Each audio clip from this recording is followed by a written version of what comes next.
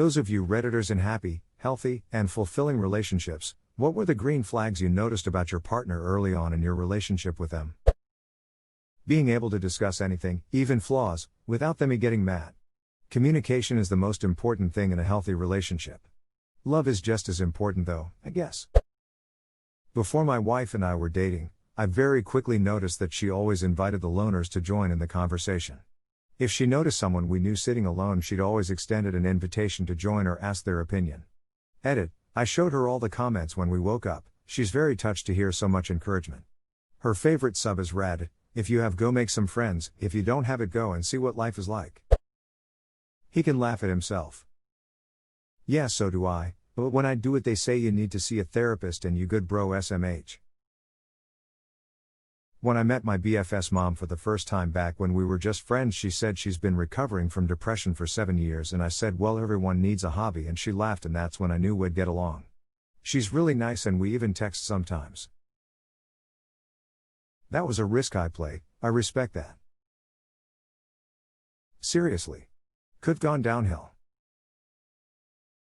I've, 26 meters, been in abusive relationships before this, and it was not until this partner of mine that I really understood what it was like to be in a completely happy, safe relationship.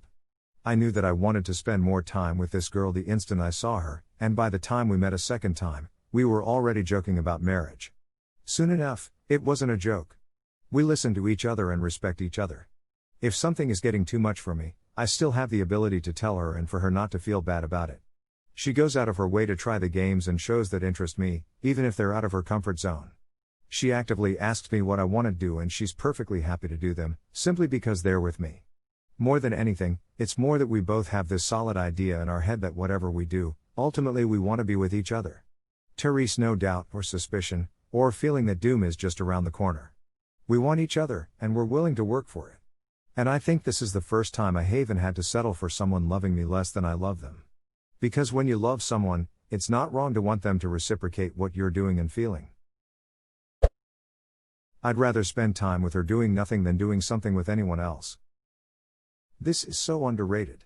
If you want to spend your life with someone, you will have periods of time where you aren't doing anything. It makes life so much less tense when you can still enjoy that time. And it makes life so much more fun. I once heard marriage described as a lifelong sleepover with your best friend, and I aspire to be that. Sometimes it's nice to sit with your friend on the couch and just scroll through memes, or watch one of you play a game with the other working on something else. Quality time doesn't have to be loud. My favorite evenings are when my husband plays video games and I watch and crochet on the couch. I hear other people complain about their SOs playing video games, but it makes him happy, so why not? This is so true. We do the same, though she also games as well. She knows that Monday and Wednesday nights are raid nights with my World of Warcraft guild. It's my version of going to the pub with my friends, except I don't come home drunk. The ability to ignore each other while being in each other's company is so important. There are days when life is boring. That's normal. When the others ladies at my workplace were airing their complaints about their spouses, and I couldn't think of a single thing to contribute to the conversation. I had the same issue at work. All the guys in the plant were bitching about their wives, and I'm just like, well, when I get home I'm going to make her dinner and then we're going to watch shitty action movies while cuddling on the couch until bedtime. I can't imagine life where I know that my wife makes me miserable and we both know I make her miserable and we don't change anything. It always makes me uncomfortable to listen to other guys, mostly older guys, complain about their wives, and how annoying, controlling, whatever they are. Life is crazy and unpredictable. And if someone agrees to share their life with you long term, I think that's beautiful, and you shouldn't go around badmouthing your spouse to other people.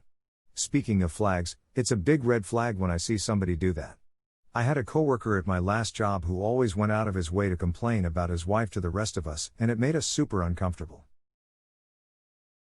I'm a little older than the average Redditor, and I have seen a number of my friends' marriages descend into this kind of situation.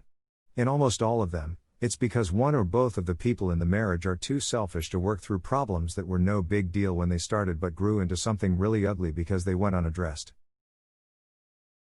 This reminds me of my grandparents. They only ever argued because of their lack of hearing or lack of memory. They didn't make fun of each other behind their backs or anything. They managed to get to 60 years of marriage. Sadly, my grandfather died this year and now my grandmother always says I don't know how to live without him and she's super lonely now. I have an autistic sister. She's currently 20 with the mental capacity of a 3-year-old. Not everyone knows how to handle that. Well, 4 years ago when my girlfriend met my family, the two immediately became best friends. My girlfriend has always cared so much for my sister and would even sit with her while I wasn't home so my mom could go of a life for herself. To this day, my sister smiles and laughs like a madman when she sees my girlfriend. I don't know how much information she can retain but they've always loved each other, and I think my GF has had a huge impact on her life. Edit spelling. That's genuinely adorable, props to your girlfriend. She seems to remember people really well. So I wonder if that has an affect, because my girlfriend and sister were in the same kindergarten class, long before I met. Small world. Definitely a small world. Your comment just hit hard because I have a bit of a similar situation. My sister has a genetic disorder, it causes some intellectual setbacks. My boyfriend worries and cares for her as if she was his own, it's nice to have that care smile. And people are dicks. So to find a genuine, caring person that puts the needs of a disabled future sister-in-law before her own has always won me over. It's the little things, really. Like he will always respond and pay attention to me when I called his name, even if it's for mundane stuff like me wanting to point out there's a snail on the pavement. I grew up in an angry, volatile home. Anything could make the adults snap and go on a rampage. When my then boyfriend, now husband, and I came home to find a major leak in the bedroom ceiling, which had leaked all over the bed and caused significant damage, he just flatly said, "Well, shit," and called the building manager. No screaming, no throwing things, no blaming anyone, just a calm acceptance and then action to rectify the problem. We're going on 16 years married and 20 years together. Ada, well, this blew up. I'm sorry so many people had similar experiences to mine growing up. Can't reply to all the messages, but digital hugs for you all. It can and does get better, but you've got to work on yourself too. Otherwise, you just repeat the patterns which were modeled for you. That really hits home. I'm pretty terrified that the people around me will explode. I'm so glad you found him. I don't have any awards or gold, but here is a token. Edit, thank you for the gold, kind stranger. I didn't expect so much love, but this has truly made my day so much better. The first time we had sex I got my period and didn't realize until we were done, and I went to the bathroom to pee. It wasn't a ton of blood but I know it was enough to have gotten on him and the sheet. I walked out of the bathroom and he was standing in the doorway of the room and said something like, "Is everything okay? Did you get your period or something?" And then we both smiled big and started cracking up and he was totally cool and sweet. The next morning he invited me to go sheet shopping with him because he needed new ones anyway and wants me to like the ones he picks. That was about 9 years ago. Needed new ones anyway and wants me to like the ones he picks. Damn, what a power move from him. Clearly it worked. He drove 2 hours on his birthday to pick me up when my mom abandoned me in a parking lot, brought me home, and sat with me while my parents and I tried to talk things over. My stepfather started screaming obscenities at me for no real reason. He helped me pack everything I owned in his truck and I moved in that night. After dating for 2 months. It's been 2 years, and we got married last month. Your husband and my husband could swap stories. My husband pulled me out of a horrible situation too. Been married for 6 years now. Congrats on your wedding. My partner never made fun of me or acted condescending when I didn't know something. They were also humble when it came to gaps in their knowledge too. My fiancé is extremely intelligent. He has 2 STEM degrees, a very successful smart person career, his memory is stellar, and has able to digest new information at lightning speed. I'm intellectually average, and a lifelong heavy reader with an English degree. Hess never once made me feel stupid for not knowing or understanding something, which is lovely, but what gets me even more is his absolute comfort with the gaps in his own knowledge.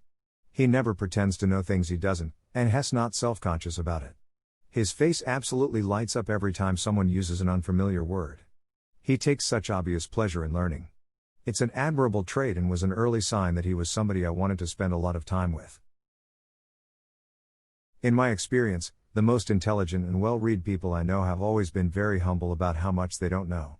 Something about getting really informed about a topic makes you realize just how much there is to learn in the world, and how much you've barely scratched the surface of it.